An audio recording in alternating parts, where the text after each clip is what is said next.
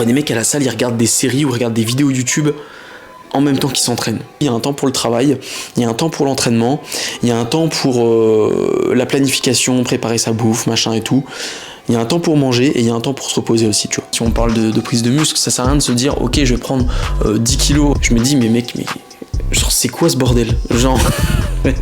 Et bonjour à toutes et à tous, on se retrouve aujourd'hui pour ce 18e épisode du Minotaur Podcast. J'espère que vous allez tous très très bien et du coup pour aujourd'hui, le sujet de l'épisode c'est septembre, la rentrée, nouveau départ, nouvelle année qui démarre.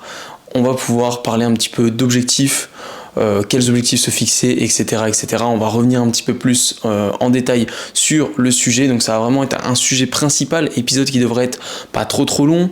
Bon, à force je dis ça quasiment tous les épisodes, donc peut-être que j'arrête de le dire, mais voilà, on va viser un épisode d'environ 40 minutes, grosso modo 30-40 minutes, et on va détailler un petit peu comment faire en sorte de passer une très bonne année, comment réussir son année. Là on va parler vraiment d'un contexte de musculation, donc on va revenir un petit peu sur différents points. Donc si jamais, je pense qu'on va pouvoir attaquer rapidement. Ah oui, non, avant de démarrer, bien sûr, faut pas que j'oublie. N'oublie pas de t'abonner au podcast, bien évidemment. Donc abonne-toi soit à la chaîne YouTube, soit au compte Spotify en fonction de la plateforme sur laquelle t'écoutes ce podcast. N'hésite pas aussi à aller me follow, bien sûr, sur mes comptes Instagram, TikTok, etc., les réseaux. Bien évidemment aussi, tu as le code NMA-Minotaur pour tes compléments alimentaires sur le Nutrimuscle. Donc voilà, je pense qu'on a fait à peu près le tour. Et bien évidemment aussi, on n'oublie pas, si tu souhaites être suivi en coaching en ligne, n'hésite pas à m'envoyer directement un message pour qu'on voit ensemble ton profil, qu'on décortique un petit peu. Je le dis assez peu au final, mais il faut savoir que le premier bilan il est vraiment gratuit, hein. Le bilan qu'on va faire ensemble en s'appelant 15-30 minutes, parfois même ça dure 1 heure, etc. Moi c'est vraiment en fonction du profil de la personne, je mets pas de délai, je ne traite pas à la chaîne, etc. Faut savoir que vraiment je fais du cas par cas et vraiment ce premier appel il est gratuit totalement, donc n'hésite pas à me contacter via le lien qui est dans ma bio. Tu as un formulaire Typeform pour la prise de contact, donc n'hésite pas à le remplir, ou sinon tu m'envoies directement un message sur Instagram, il n'y a pas de souci. Du coup, voilà à peu près tout. On va pouvoir attaquer directement en vrai ce sujet plutôt, on va dire, et cette première partie. Alors en gros, le sujet que je voulais aborder aujourd'hui, c'est que tu vois là on est en septembre et je trouve que septembre c'est vraiment un peu la meilleure période de l'année. Alors je sais que ça paraît bizarre, hein. Moi c'est vraiment un de mes mois préférés de l'année et je sais que c'est très bizarre parce que voilà, personne n'aime septembre, c'est la rentrée, synonyme de la rentrée des classes, ce genre de choses, etc. Mais en fait toujours les années, on va dire que les années pour moi elles sont plus de septembre à août, on va dire, de septembre à juillet, plutôt que de janvier à décembre, on va dire, tu vois. Et je trouve que cette première partie de l'année, au final, quand tu regardes ce premier trimestre de l'année, septembre, octobre, novembre, et puis le mois de décembre, tout ça, c'est vraiment une période que j'apprécie énormément, et souvent, septembre, octobre, bah en vrai, on est tous pris dans une sorte d'effervescence où tout se remet bien en route après les grandes vacances, etc. Tout le monde est plus ou moins productif, etc., etc. Et du coup, moi j'aime beaucoup cette période. En général, ça a toujours été une période où je progresse bien, tu vois, que ça soit professionnellement parlant, sportivement parlant. Je trouve que c'est toujours une période qui est intéressante, dans laquelle, comme je disais, on a cette forme d'effervescence. Et on en avait déjà parlé, d'ailleurs, c'était au moment, je crois que ça doit faire 1 an du coup que je fais ce podcast au final, parce que je crois que je l'avais lancé en septembre. Je sais pas si j'ai attendu peut-être octobre ou fin septembre pour le lancer, mais en tout cas c'était par là. Donc là, ça doit faire à peu près 1 an. On est au 18e épisode, donc presque un épisode toutes les 2 semaines quasiment. Il y avait eu une petite période d'arrêt, donc ça doit être à peu près ça honnêtement. Donc voilà. Je fais pas le bilan spécialement du podcast, hein, pour le coup.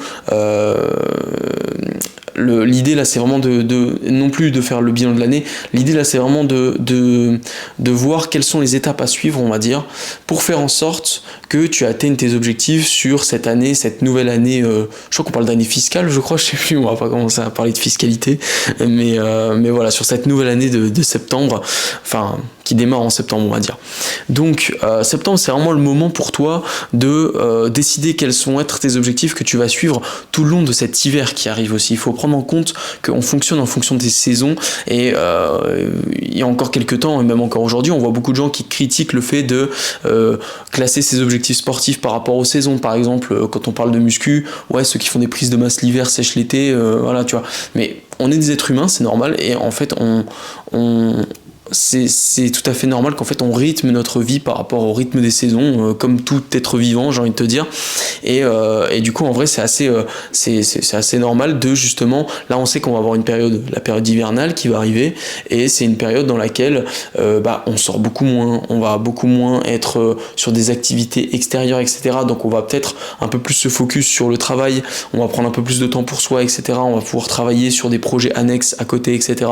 Et c'est vrai qu'en réalité, souvent du coup on est un peu plus productif justement sur la période hivernale.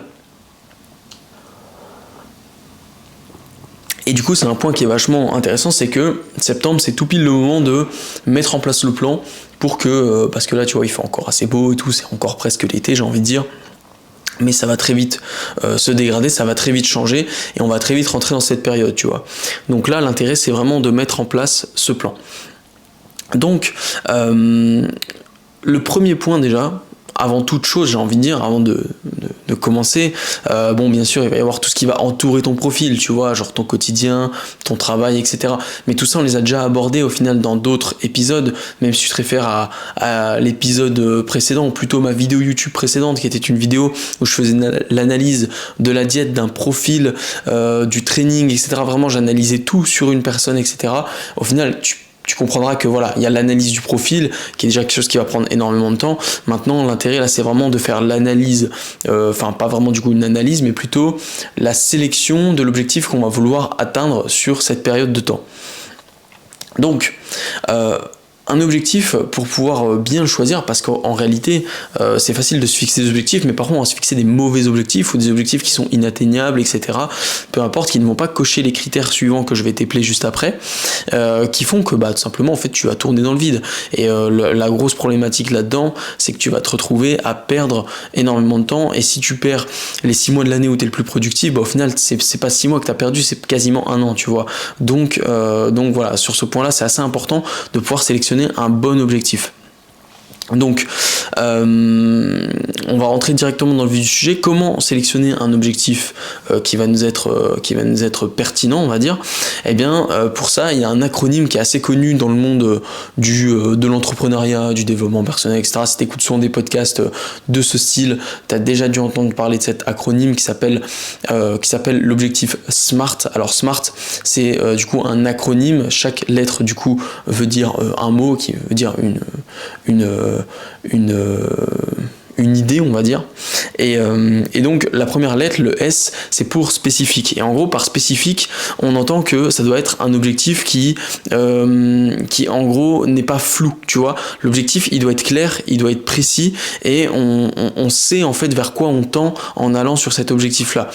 Si je devais prendre un exemple, tu vois, comme l'objectif il faut qu'il soit spécifique, eh bien tu ne dois pas dire par exemple mon objectif c'est de me sentir mieux, mais ton objectif ça va plutôt être de perdre du poids, tu vois, par exemple, prendre du muscle, etc. Quelque chose qui va être vraiment spécifique. En fait, si tu restes trop flou en disant je vais me sentir mieux, ce qui en soi peut être intéressant, je veux dire, c'est bien de se sentir bien, etc. Bien sûr, mais il faut que là tu sois vraiment dans un objectif précis, tu vois. Donc se sentir bien, c'est flou, c'est totalement subjectif, ça va vraiment dépendre de tes émotions, etc.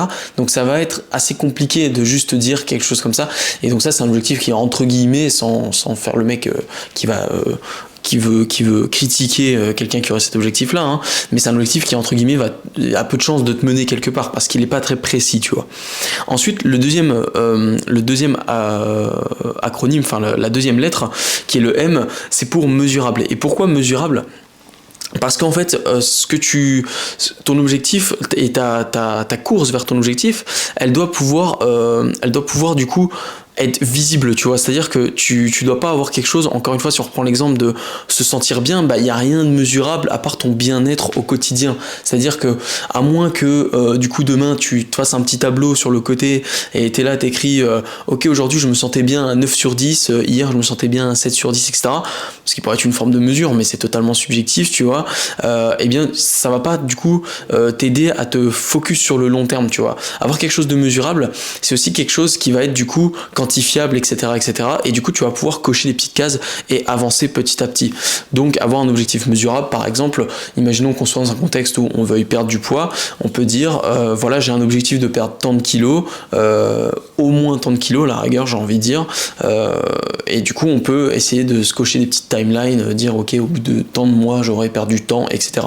Donc, il faut vraiment que ton objectif, il soit mesurable. Ça, c'est important pour garder une forme de motivation et une forme de ligne directrice tout au long du processus qui peut être plus ou moins long.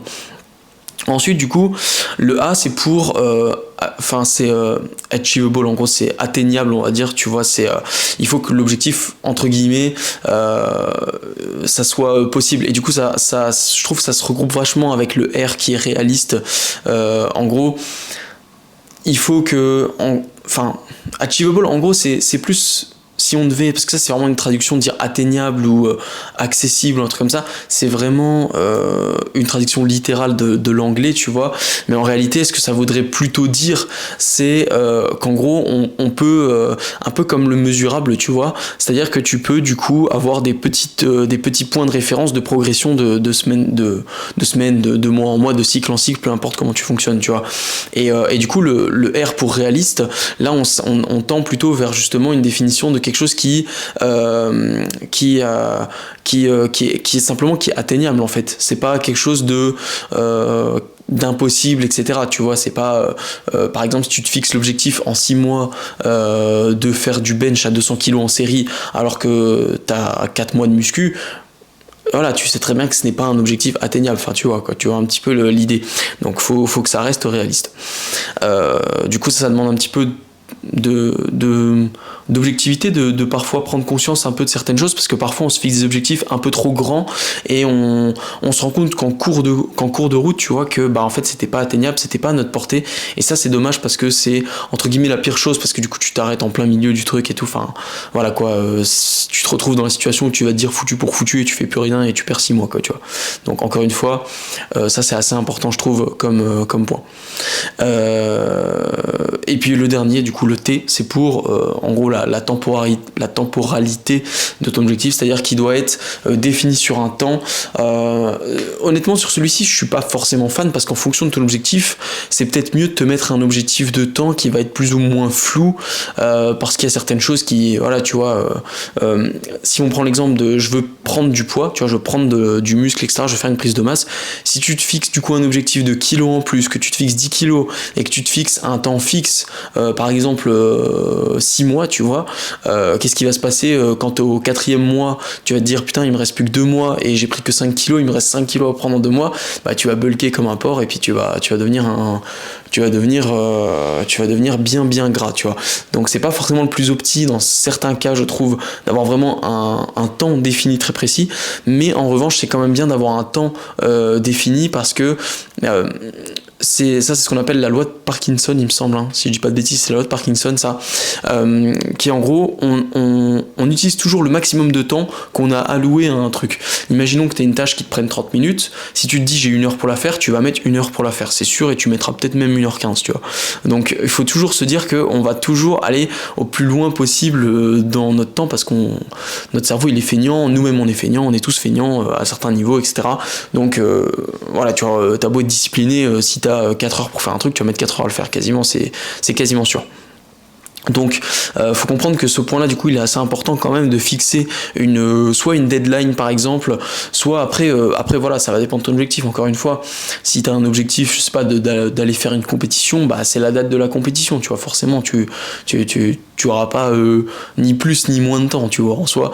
Donc dans l'idée c'est toujours bien en fait d'avoir quand même une timeline, on va dire, et d'avoir un délai. Alors si tu as un objectif du coup un peu plus entre guillemets flou, comme prendre du muscle, tu vois, forcément peut-être que tu vas te dire que tu auras un objectif en chiffres du coup mesurable, donc par exemple prendre 10 kilos, et tu vas te dire ok, objectif le faire sur 6 à 8 mois par exemple, tu vois, etc., tu vois, et tu vois, mais ça sera déjà un peu plus abordable, on va dire, que de vraiment se fixer une deadline hyper précise, quoi, on va dire.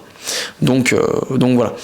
Et j'ai envie de dire, même pour l'aspect mesurable, hein, si on parle de prise de muscle, ça sert à rien de se dire ok, je vais prendre 10 kilos obligatoirement. Non, tu peux te dire je vais prendre environ 10 kilos sur environ ce temps-là, et puis après tu suis le cours tranquillement, tant que tu coches tes cases chaque semaine.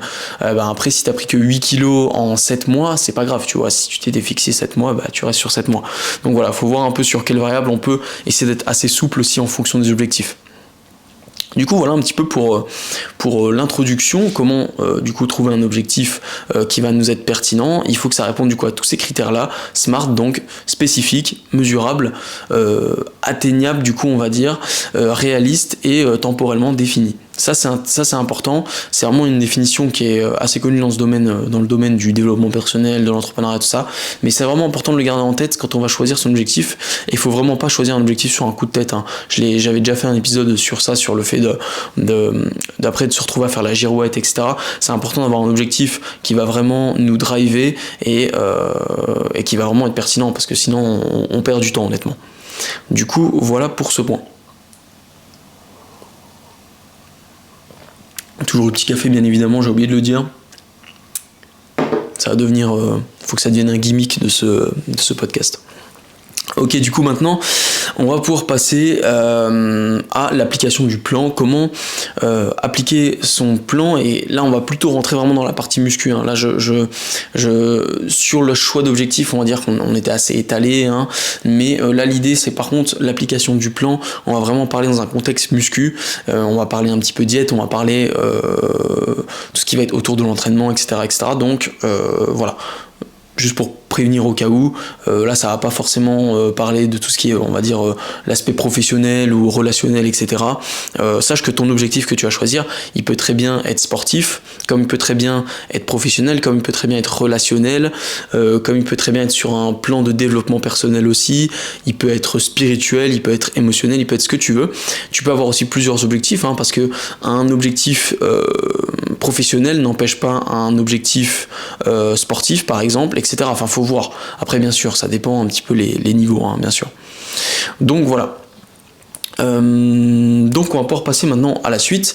Donc comment mettre en place le plan et l'appliquer, on va dire, à la perfection, au mieux en tout cas, pour atteindre ses objectifs. Alors bien évidemment tout ce que je vais dire là, je n'ai pas la science infuse et je suis pas parfait, je vais dire des choses que parfois même moi j'ai du mal à appliquer bien évidemment, mais l'intérêt c'est qu'on s'élève tous vers le haut, et moi-même en faisant ce podcast, bien sûr ça m'aide, ça me recentre et ça me refixe, tu vois. En faisant ça je fais aussi mon propre bilan intérieurement ou à posteriori, oui, de cet épisode, tu vois, donc c'est toujours intéressant. Donc pour appliquer son plan, pour du coup être performant, là on va parler vraiment de performance dans le cadre du training, etc., dans le cadre de son évolution sportive, il va falloir du coup avoir déjà un plan bien fixé sur une timeline. Donc c'est à dire que là en fonction de ton objectif et du temps que tu t'es alloué, il va falloir que tu mettes en place du coup une programmation, on va dire, tu vois, qui va être cohérente, que ce soit sur l'aspect diététique ou entraînement, qui va être cohérente avec ton objectif. Il va falloir que du coup ça respecte la durée qui va être prévue. Tu vas pouvoir ensuite insérer dans cette timeline du coup on va dire entre guillemets des sous-objectifs, mais plutôt des cycles, on va dire des formes de cycles, pour pouvoir atteindre du coup au mieux ton objectif. Donc tout ça, franchement, n'hésite pas à par exemple en avoir une trace écrite, le noter quelque part, le mettre même sur un tableau blanc dans ta chambre dès que tu te lèves, tu vois. En fait, il faut que tu aies toujours un visuel un petit peu sur cet objectif pour pas perdre le fil, tu vois, au fil du temps, parce que si tu as un objectif qui va être sur 6, 8, 10 mois, par exemple, un an, honnêtement, c'est dur de pas perdre le fil, tu vois, parce qu'on est pris dans la vie quotidienne, etc. Et surtout si on parle d'un objectif sportif, si tu as le travail à côté, etc., ça peut aller très très vite de perdre le fil. Donc c'est important d'avoir toujours un petit cadre, en fait, hein, d'essayer, ça peut être des notes sur ton téléphone, ça peut être quoi que ce soit, mais un petit carnet, peu importe. Mais voilà, donc une fois que tu auras mis ton plan, comment on va essayer de l'appliquer? C'est ça la question qui est vraiment importante, et c'est vraiment ça le sujet au final que je voulais aborder aujourd'hui, j'ai envie de dire, c'est comment on va faire en sorte d'appliquer ce plan au mieux. Donc j'ai envie de dire à la perfection, mais encore une fois, voilà, ça reste assez subjectif, et la perfection est-elle vraiment atteignable, hein? On va pas commencer à philosopher sur ça, mais du coup voilà. Donc, une fois que tu as ton programme et tout, arrive le moment où tu dois t'y mettre, tu vois. C'est bien beau d'avoir tout écrit, mais si tu t'y mets pas et que tu fais pas les choses carrées, ça a beau être écrit carré sur ton carnet, je veux dire, en vrai, si tu le fais pas, il va rien se passer, tu vois. Donc, pour moi, ce qui va déjà beaucoup aider, c'est d'avoir une structure de plan qui va être logique, qui va pas partir dans tous les sens. T'as pas un cycle d'une semaine, puis la semaine d'après t'as un autre cycle, etc. T'essayes d'adapter ton programme, on va dire, et ta programmation d'entraînement de manière générale, de manière cohérente, et de pas avoir, tu vois, cet aspect de girouette, comme je dis souvent, où on change un petit peu d'objectif, de sous-objectif, de format d'entraînement, machin. Non. Il faut vraiment que tu tiennes un plan et que tu t'y tiennes. Il y a beaucoup trop de gens, ils vont changer leur programme tous les 2 mois, et encore 2 mois, j'ai envie de dire, ça serait pas grave. Si beaucoup de gens changeaient leur programme tous les 2 mois, bon bah allez, tu vois. Mais il y a beaucoup de gens qui changent leur programme tous les 3 semaines, etc. Pareil pour ce qui est de leur objectif d'un point de vue nutrition, etc. Tu vois, enfin bref, vraiment, il faut que tu aies un plan et que tu t'y tiennes, tu vois. Et pas que tu te laisses abattre par tes propres petites émotions que tu rencontreras au fur et à mesure des journées. Il y aura des jours où tu seras fatigué, il y aura des jours où tu n'auras pas envie, il y aura des jours où il va pleuvoir toute la journée et tu vas te dire là j'ai vraiment pas la motive et tout. Mais tout ça, en fait, tu dois l'éliminer, tu vois. Tu dois pas commencer à te laisser déborder par tes propres sentiments, émotions instantanées, parce que ça, on en a tous, on en a tout le temps, et en fait, si on les écoute tout le temps, on fait jamais rien, parce qu'on se retrouve à toujours aller un pas en avant, un pas en arrière, 2 pas en avant, 3 pas en arrière, etc. Enfin bref, on fait tout le temps le yo-yo, la girouette, ce que tu veux, et ça ne fonctionne pas. Donc, tu structures ton plan et maintenant tu le suis. Une fois que tu arrives, du coup, on va rentrer un peu plus dans le détail. Comment, tu vois, par exemple, être performant, ne pas perdre son temps, on va dire, tu vois, parce que, comme je le disais, si tu as un plan qui est bien fixé, mais qu'à la salle, par exemple, dans un contexte de prise de muscle, tu n'y vas pas à fond, en fait... voilà, tu vois, je vais pas dire autant que tu restes chez toi, mais quasiment, tu vois, au final, tu as fait tout ça pour rien, quasiment. Donc, comment ensuite être performant, tu vois. On en a déjà parlé dans d'autres épisodes du podcast un peu plus en détail, mais il va falloir que tu encadres bien ta séance, que ça soit au niveau de la diététique, au niveau du coup de ton repos, etc., etc. Donc, pour moi déjà, si tu dois encadrer ta séance correctement, il faut que tu fasses attention d'un point de vue nutrition sur ce que tu vas manger avant et après ton entraînement. Il y a beaucoup de gens qui négligent ce qu'ils vont manger avant, il y en a aussi quelques-uns qui négligent ce qu'ils vont manger après, hein. J'ai déjà eu le cas assez régulièrement, mine de rien, de gens qui me contactent et qui n'ont pas du tout un post-training intéressant, etc. Alors bien sûr, là on va parler de perfection, donc dans la perfection, on va chercher du coup à avoir une source de glucides assez rapide, mais pas trop non plus, en mode pas que des glucides, pour pas avoir un pic glycémique et se retrouver en gros crash pendant la séance, tu vois. Donc avant ton entraînement, tu dois essayer d'avoir une bonne quantité de glucides, au minima, j'ai envie de dire, dans l'idéal, 1 gramme de glucides par kilo de poids de corps avant d'aller t'entraîner. Ça sera ton repas pré-training en fonction du temps que tu as avant d'aller t'entraîner. Là, je fais un rappel un petit peu des bases au final. En fonction du temps que tu as avant d'aller t'entraîner, si tu fais ton pré-training et que tu vas t'entraîner 2 heures après, tu es assez libre sur les quantités. Tu peux manger beaucoup, tu peux t'envoyer 800, 1000 calories en soi. Si tu vas t'entraîner 2 heures après, tu auras digéré, tu vois, ou quasiment. Par contre, si tu vas t'entraîner que 30 minutes, 1 heure après, il faudra faire attention sur tes quantités. Et du coup, si tu veux garder au moins 1 gramme de glucides, après le reste, ça va être justement sur les autres macronutriments que tu vas jouer un petit peu. Donc potentiellement, si tu vas t'entraîner 30 minutes après ton pré-training, tu vois, tu vas avoir majoritairement des glucides, tu vas avoir assez peu de calories totales parce qu'il faut pas que tu digères pendant 3 ans, tu vas avoir un petit peu de fibres mais pas trop pour pas digérer pendant 3 ans aussi, tu vas avoir un petit peu de lipides pour réguler et éviter d'avoir un pic glycémique de fou, mais pas trop non plus parce que sinon ta digestion va être trop lente, et pareil pour les protéines, j'ai envie de dire. Du coup forcément tu vas réguler un petit peu là-dessus. Si tu as un peu plus de temps, si tu as 1 heure, 1 heure et demie, tu peux te permettre de monter un peu plus haut en fonction de ton plan alimentaire de la journée, tu vois, ça il n'y a aucun souci. Donc voilà. Ensuite, pour ce qui est de ton post-entraînement, donc là si on reste sur le péri-training, sur ton post-entraînement, tu vois, là il faut que tu aies une bonne source de protéines. Franchement, si t'aimes les sources de protéines, que t'aimes manger beaucoup de protéines et tout, et que t'es assez haut en prot, il y a un moment de la journée où tu peux t'envoyer un maximum de protéines, c'est vraiment après ton entraînement. Je te dis pas de t'envoyer 120 grammes de prot sur un repas, mais je te dis juste que si à choisir tu dois avoir un repas plus protéiné que les autres sur ta journée, autant que ça soit ton post-entraînement. Ça sera toujours plus intéressant, sachant que ta synthèse protéique est un peu plus élevée après l'entraînement, même si cette fameuse fenêtre anabolique est assez longue en réalité et dure vraiment un temps assez large. Donc en vrai, il y a une fenêtre qui est largement assez ouverte, on va dire, pour manger beaucoup de protéines à d'autres moments de la journée, mais de préférence dans un contexte où on est dans la recherche de perfection, envoie un maximum de protéines, envoie pas mal de glucides rapides aussi pour récupérer plus rapidement, on va dire tout simplement, pour apporter on va dire une forme de nutriments, des nutriments plus rapidement, on va dire, à ton corps. Donc ça peut toujours être intéressant. Après, encore une fois, si tu as des glucides un peu plus lents, c'est pas gênant non plus, tu vois, honnêtement, il n'y a aucun souci.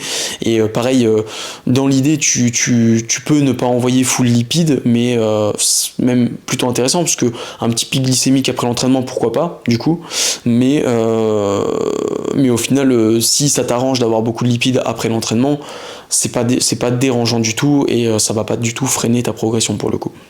Après, si on reste du coup sur un peu autour de l'entraînement, on va élargir un petit peu la fenêtre et on va parler de ta journée avant ton entraînement, tu vois. Parce qu'au final, je trouve c'est un sujet dont on ne parle pas tant que ça dans la niche de la musculation, on va dire. Mais en réalité, bien structurer sa journée au moins la veille, tu vois, c'est vraiment quelque chose qui va t'aider ensuite à être performant sur ton training. Pourquoi ? Parce que imaginons que ta journée soit pas mal structurée. Genre, tu te lèves le matin et en fait, ta journée, elle est hyper peu structurée. En plus, t'es en retard au taf et tout. Vas-y, t'es en speed. Donc déjà, tu loupes ton premier repas où tu manges sur le pouce. Donc ta nutrition, elle est pas opti. Ensuite, t'es un peu en speed toute la journée, tu cours partout, il y a des imprévus, et tu te retrouves à devoir t'entraîner plus rapidement que d'habitude. Donc au lieu d'avoir 1h30 pour t'entraîner, t'as 1 heure, tu vois. Donc en fait, soit tu vas devoir enlever des séries, soit prendre moins de temps de repos, soit enlever un exercice, etc. etc. Donc tu n'optimises pas. Donc ce qui est très très important, et j'insiste là-dessus, c'est qu'au minima, j'insiste bien sur le minima, tu dois toujours avoir ta journée qui est prévue la veille. Et s'il y a vraiment une petite habitude, moi que j'aime beaucoup, c'est justement de préparer ma journée quand je vais me coucher le soir, tu vois. Moi j'aime bien quand toutes mes tâches de ma journée sont terminées, etc., que ça y est, tout est fini, le moment de retour au calme est enfin arrivé, je me pose dans mon lit ou dans mon canapé tranquillement et je prends 10 minutes pour tout préparer. La journée de demain est prête sur le papier. Donc si je peux m'avancer certains trucs, préparer un repas en avant, je le fais, mais 3/4 du temps en vrai, c'est simplement déjà préparer le plan niveau diète de la journée du lendemain, c'est tout simplement préparer l'ordre des tâches que je vais réaliser. Moi tu sais que du coup comme je suis totalement à mon compte, j'ai pas forcément on va dire de planning on va dire en mode par exemple comme quelqu'un qui travaille classiquement, aujourd'hui demain je taffe de 9h à 13h ou je sais pas quoi, non moi c'est moi qui décide les horaires à laquelle j'ai travaillé, donc j'ai une liste de tâches à faire et je vais les classer entre guillemets soit par ordre d'importance, soit par temps qu'elles vont me prendre, etc. Et je vais les mettre dans l'ordre de ma journée. Donc j'aime bien à chaque fois, tu vois, préparer entièrement ma journée, savoir à quelle heure je vais aller m'entraîner, etc. Et si t'es là et que tu te lèves le matin et t'es déjà en retard et tout, et que c'est déjà le speed et que vas-y, que tu sais pas où te donner de la tête, en vrai tu commences très très mal ta journée et honnêtement c'est vraiment pas un bon signe honnêtement. Vraiment tu sais que ça, une journée c'est pas grave, mais si tu fais ça tous les jours en plus ça peut vraiment être problématique. Donc vraiment planifier ces journées à l'avance, c'est très très important, suivant ton degré on va dire de planificateur que tu es, on va dire, tu peux planifier plusieurs jours à l'avance. Moi j'aime bien planifier juste un jour à l'avance à chaque fois, la veille pour le lendemain, même si dans les grandes lignes bien évidemment tout est planifié à la semaine, je sais que cette semaine j'ai tel truc à faire le jeudi, tel truc à faire le vendredi, etc. tu vois, mais j'aime bien et puis mon training est planifié des mois en avance, ça pour le coup il n'y a aucun souci, mais pour ce qui est de la diète, etc., surtout quand je suis pas dans un contexte, là tu vois en ce moment je suis dans un contexte de maintien, tu vois, donc j'ai pas trop de prise de tête niveau diète, je peux avoir un peu de flexibilité et tout, donc j'aime bien varier mon alimentation tous les jours, tu vois. Donc je peux me permettre tous les jours de dire ok demain je vais manger ci, ça, etc. tu vois. Donc toujours bien en tout cas de prévoir quand même un minimum à l'avance et pas de le faire dans la journée même parce que là tu vas te retrouver vite à la ramasse et ça va être compliqué d'être réellement productif et de progresser réellement, tu vois. Et du coup voilà. Donc ensuite ce que j'aurais tendance à dire, c'est aussi, enfin, le troisième point, je crois qu'on en est au quatrième point, je sais plus exactement, qui serait important, c'est du coup de mettre un maximum d'intensité. Je vois énormément de gens du coup s'entraîner toujours avec peu d'intensité. C'est un sujet que j'ai pareil abordé plusieurs fois, hein, clairement l'intensité en training. Vraiment, c'est important en fait d'avoir une structure qui est cohérente. Parce que sinon, chaque petit facteur qui va être déréglé va faire que soit tu vas devoir te speed sur ta séance, soit du coup tu pourras mettre moins d'intensité, etc. Tu vas devoir réduire ton volume, tu vas devoir, enfin voilà, plein de choses. C'est important de pouvoir du coup avoir un maximum d'intensité sur un maximum de volume pour pouvoir progresser le plus efficacement possible en fait, tout simplement, tu vois. Donc quand on s'entraîne, je voudrais parler un peu de l'aspect un peu mindset, etc. Je vois beaucoup de gens justement qui s'entraînent entre guillemets, ils font ce qu'ils ont à faire et c'est déjà très bien, mais ce petit truc en plus pourrait faire qu'ils progresseraient 1000 fois plus vite en réalité, c'est simplement de se concentrer quand ils vont s'entraîner. Beaucoup de gens vont être là à scroller sur leur série, sur leur téléphone, etc. entre leurs séries. Le nombre de fois où je vois des mecs à la salle, ça faudrait qu'on en parle un peu quand même. Je vois des mecs à la salle, ils regardent des séries ou regardent des vidéos YouTube en même temps qu'ils s'entraînent. Je me dis, mais mec, genre, c'est quoi ce bordel? Genre, non, c'est pas. Franchement, on va pas être méchant et tout. Je l'ai déjà fait. J'ai déjà fait cette erreur par le passé. Tu vois, je vais pas faire le mec parfait. J'ai déjà fait cette erreur à l'époque où je m'entraînais, pas en salle, mais chez mes parents et tout. Il y avait des jours où j'avais pas envie de m'entraîner, comme tout le monde. Je faisais quand même le taf. Et que je me disais, ah, vas-y, je vais mettre une petite série en même temps que je m'entraîne et tout. Franchement. J'ai jamais été productif, j'ai jamais perf de fou, j'ai jamais fait des séances de zinzin en regardant une série en même temps. Genre ça m'est arrivé 3-4 fois de le faire, je sais que jamais plus je ne le referai. C'était pendant ma première année de musculation, hein. C'était maintenant il y a plus de 5 ans du coup, hein. Faut vraiment se rendre compte qu'il y a des mecs aujourd'hui qui dès qu'ils vont s'entraîner ils vont se mettre une petite série, une petite vidéo YouTube et tout. J'en vois, ils jouent aussi aux jeux vidéo entre deux séries, genre en mode ils jouent genre à Clash Royale ou je sais pas quoi, tu vois, des trucs sur le téléphone. Mais mec, comment tu veux être concentré? Il faut comprendre que ton temps de récupération, je dis pas qu'il faut que tu aies un temps de récupération qui soit ultra fixe, tu sois avec ton chrono et que tu sois à 3 secondes près, etc. Oh vite, faut que je refasse ma série et tout. Moi je dis toujours, on n'est pas à 30 secondes, voire même on n'est pas à 1 minute près sur ton temps de repos en musculation, tant que tu as ton minimum de temps de repos. Par contre, si tu commences, au lieu de prendre 2 minutes, à prendre des 5-6 minutes, voire même il y a des mecs qui se tapent des 10 minutes de repos sans s'en rendre compte parce qu'ils sont sur leur téléphone, parce qu'ils jouent à la play qui jouent sur leur téléphone ou qui scrollent sur les réseaux, les gars, ça c'est dramatique. En fait, ton temps de repos, au moins 1 minute avant de reprendre au moins 30 secondes, on va rester raisonnable, au moins 30 secondes avant de reprendre ton exercice, avant de reprendre ta nouvelle série, il faut que tu sois concentré, il faut que tu réfléchisses au mouvement que tu vas faire, il faut que tu te dises, ok, cette série-là, j'ai 10 répétitions à faire, je vais pas dire de gros mots, mais je suis une bip si j'ai pas assez 10 répétitions là, tu vois. Moi c'est comme ça que je fonctionne personnellement et c'est ce qui m'a toujours aidé à me surpasser de séance en séance, et ce même si je suis en déficit calorique, même si j'ai pas beaucoup dormi, même si je suis fatigué, même si je suis en speed, quand je m'entraîne, quand je fais une série, cette série-là, je veux pas qu'elle serve à rien, tu vois. Sinon, autant que je la fasse pas, ou autant que je sois chez moi tranquillement en train de me reposer, tu vois, ça sert à rien en fait. Donc, si tu veux que chaque série compte et soit effective, il faut vraiment que tu la pousses à son maximum. Et pour ça, il faut vraiment que tu sois concentré. Si tu commences à être là, à scroller entre deux et tout. Et tu vois, moi, ce qui est un peu l'aspect négatif de travailler dans ce domaine-là, que la musculation soit mon métier, et que je sois sur les réseaux, tout ça et tout, c'est que je dois être sur mon téléphone de temps en temps dans mes séances.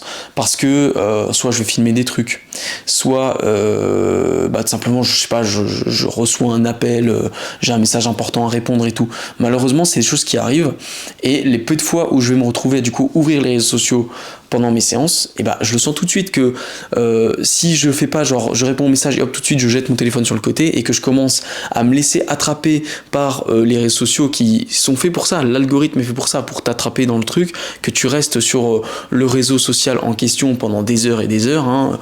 Ne jamais ouvrir TikTok sur une séance, mec, genre mais vraiment jamais pour le coup. Donc vraiment, s'il faut, tu mets ton téléphone en mode avion ou je sais pas quoi, et comme ça tu te poses plus de questions, tu vois.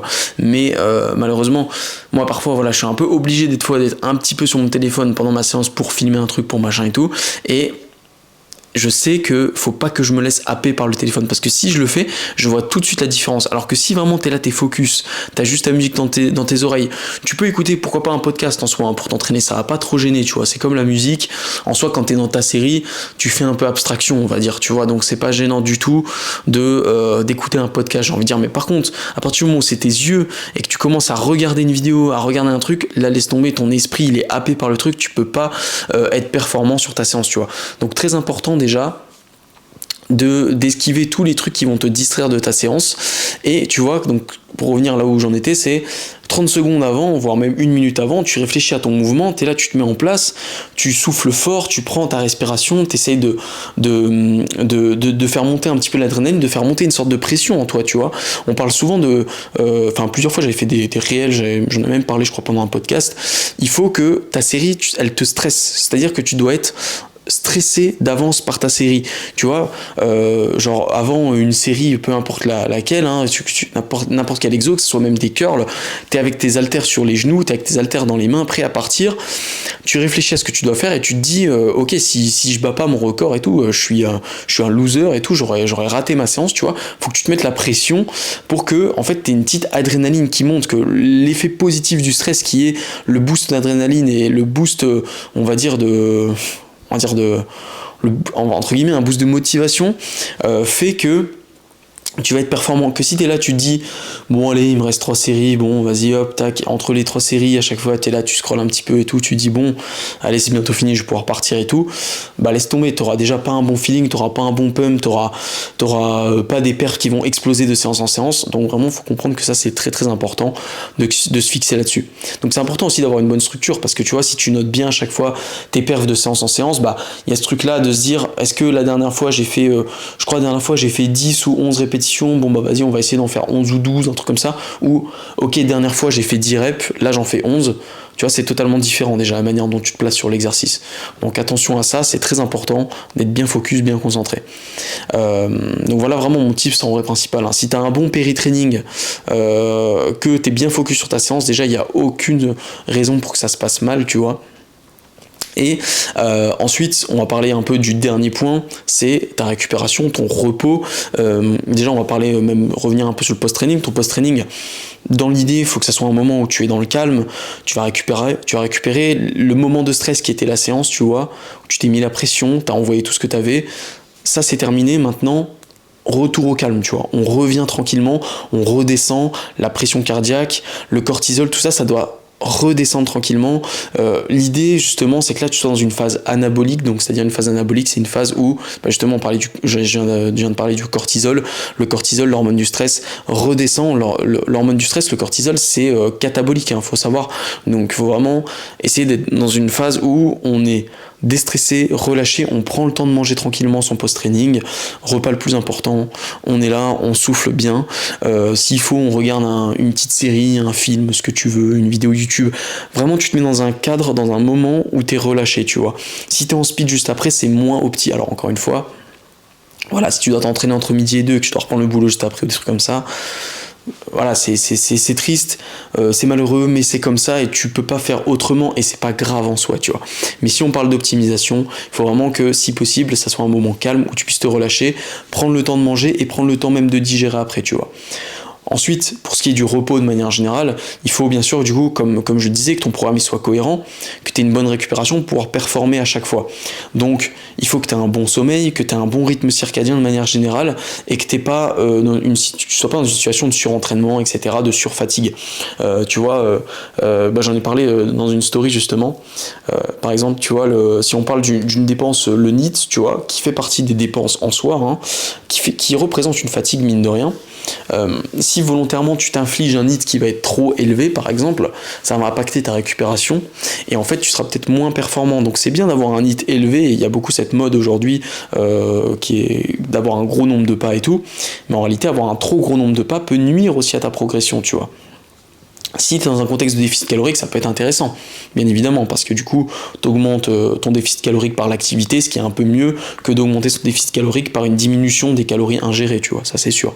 Mais dans l'idée, j'ai envie de dire, sur une phase plutôt de maintien, voire prise de muscle, c'est bien d'avoir aussi beaucoup plus de phases dans la journée où tu peux te reposer, où tu peux te poser vraiment. Je veux dire, en réalité, je pense qu'en prise de masse, tu vois, il vaut mieux avoir des petites phases où on va faire du cardio, tu vois. Dans un contexte de séance par exemple, genre en fin de séance tu vas t'envoyer du cardio où tu vas faire monter un petit peu ton cœur justement pour garder un bon métabolisme et puis pour simplement ta santé cardiovasculaire qui est hyper importante. Mais pour autant, avoir un hyper giga haut nombre de pas que tu vas faire à 2 à l'heure et qui vont prendre beaucoup de temps sur ta journée et qui vont te stresser et que tu vas te retrouver en fin de journée à devoir taper 10 000 pas parce qu'au final t'as pas eu le temps aujourd'hui, etc. Bah c'est pas le plus opti parce que ça va te rajouter une source de stress, etc. Tu vois. Donc ta récupération et ton rythme de manière générale, il doit vraiment te profiter au mieux, tu vois, et donc tu dois pas avoir trop de contraintes qui en réalité n'ont pas lieu et qui sont pas vraiment pertinentes, tu vois. Donc c'est important. Je fais quand même une petite aparté et quand même un point important sur le rythme circadien. Vraiment fais en sorte d'avoir un rythme qui est toujours à peu près le même, tu vois. Tu t'entraînes aux mêmes heures, tu manges aux mêmes horaires, tu te réveilles à la même heure, tu te couches à la même heure. Tout ça, ça fait que ton corps après il est habitué à ce cycle-là, et plus ton corps est habitué au même cycle, plus il est performant dans ce cycle-là, et plus mieux il récupère, mieux il performe, etc., etc. Donc c'est important d'avoir un cycle qui est assez similaire. Et tu vois, moi j'ai profité un petit peu de ce temps de entre guillemets de off-saison, tu vois, là depuis que je suis plus en prépa, etc., pour tester différents cycles, entraînement le matin, entraînement début d'après-midi, entraînement le soir aussi, etc., pour voir ce qui me correspond le mieux. Là j'ai fait un bon cycle du coup d'entraînement le matin. Auparavant j'étais tout le temps en entraînement l'après-midi parce que j'étais obligé niveau timing. Là je me tâte honnêtement à retester l'entraînement le soir comme c'était un peu à l'époque avant, juste pour l'aspect par exemple où du coup j'aurais pu de travail à faire après mon entraînement, parce que moi le seul truc tu vois par exemple qui me freine un peu, enfin qui me saoule un peu parfois au quotidien, c'est que après mon entraînement je peux jamais vraiment me poser comme je t'expliquais juste avant, c'est à dire que après mon entraînement j'ai toujours une tâche à aller faire après ça, tu vois, et ça c'est chiant, honnêtement je trouve c'est relou. Je trouve c'est cool de pouvoir se dire ok je m'entraîne le soir et genre une fois que le training il est fini, hop tu vas à la douche, petite douche chaude tranquillement, tu te relâches, ton repas il est cuit ou il est prêt ou il est en train de cuire pendant que tu te laves, hop, ensuite tu manges et t'as plus qu'à aller te coucher, t'as 1 heure pour te poser et t'es tranquille, tu vois. Et ça c'est plutôt bien. Donc franchement je me tâte, voir si je serais pas plus performant comme ça. Le seul souci en fait, le seul truc qui fait que je fais plus ça et que je faisais plus ça depuis un moment, c'est simplement qu'il y a du monde le soir à la salle et je me dis vas-y c'est chiant, mes séances elles vont durer plus de temps, je vais être freiné dans mes séances à cause du monde et tout, mais c'est vrai que je me dis d'un autre côté pourquoi pas j'irai à la salle à la rigueur même tard, tu vois, genre 20h, 21h, il y a déjà moins de monde, tu vois, enfin bref. On va pas s'étaler là-dessus, sur l'aspect un peu perso du truc, mais tu vois, ces différents rythmes, moi j'ai la chance de pouvoir choisir entre guillemets un peu mon rythme, plus ou moins, mais c'est pas forcément ton cas, toi tu fais en fonction de ton travail et du coup malheureusement bien sûr tu t'adaptes.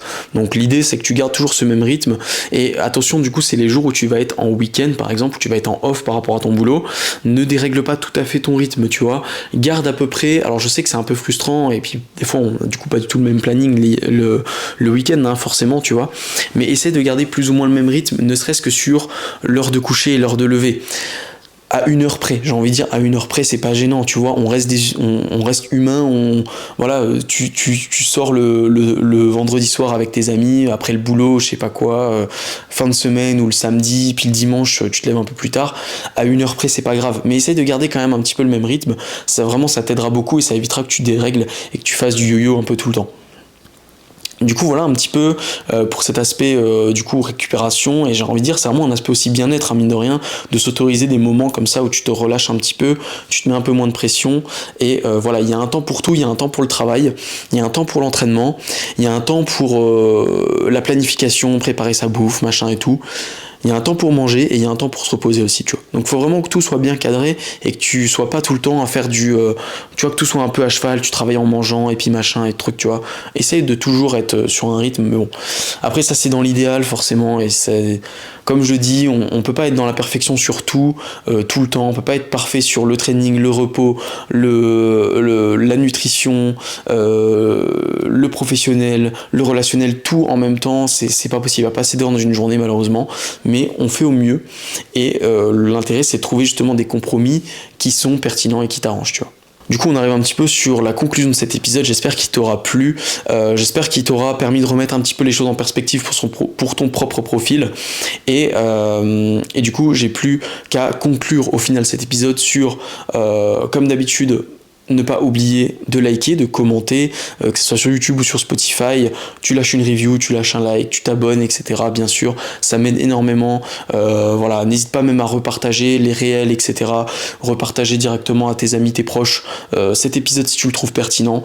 Vraiment, il faut savoir que ça m'aide énormément le repartage au final, plus que simplement un like, un truc. Voilà. Donc si jamais ça ne te dérange pas, n'hésite pas, c'est gratuit et tout, ça me soutient énormément.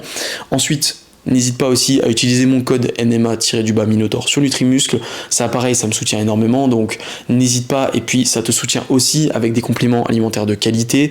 Voilà, si je me suis associé à Nutrimuscle, c'est pas pour rien. J'avais le choix entre plein de marques de compléments alimentaires. Nutrimuscle, c'est de la qualité, c'est intéressant. Donc voilà, pour tous tes compléments santé, performance, franchement, tu peux y aller les yeux fermés.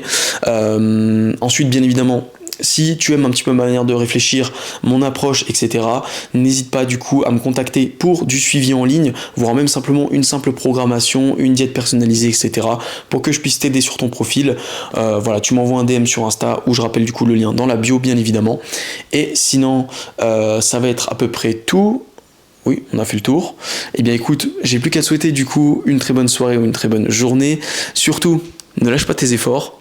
On reste focus, c'est septembre, c'est le moment de rien lâcher, de mettre les objectifs en place, de mettre le plan en place et de devenir une giga machine. Donc là, tu vas me turbo détruire cette année, je te fais confiance là-dessus et je te souhaite du coup une très bonne journée, une très bonne soirée. On se retrouve une prochaine pour un prochain épisode, une prochaine vidéo YouTube aussi ou tout simplement en réel, en story sur les réseaux sociaux et je te dis à la prochaine.